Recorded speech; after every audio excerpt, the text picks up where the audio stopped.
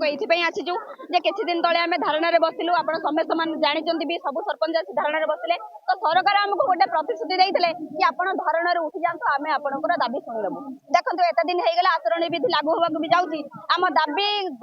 शुणा कथा कौन आलोचना भी करना खोलाखोली भाव में आमको से मिछ प्रतिश्रुति देते आम पंचायत ग्रास रोड रू आम स्ट्रगल करके आसू लोकर समस्या भल मंद ये फिल्ड के गले लोक आमको सोधुंट कि आम भत्ता टे कर घर टे कर कि आम रास्ता नहीं ये आम मन खोली प्रोजेक्ट भी दे पारू तो सरकार को खोलाखोली भाव में कहूँ कि आगू इलेक्शन अच्छी सरपंच मान यूज कर सरपंच चाहिए गोटे मिनिट रे कौन गोटे सेकेंड रे भी सरकार बदल जाव तो बर्तमान सचेतन हो जातु तो आम जहाँ दाबी रही सरपंच पूर्ण क्षमता प्रदान करा जदि दाबी पूरण न हुए तो सरपंच संघ यार दृढ़ प्रतिवाद कर आज रास्ता को ओल्लैंट काली सकाଳେ कौन हम से कहीं भी कहीपरू से समय को अपेक्षा करूँ सब जना पड़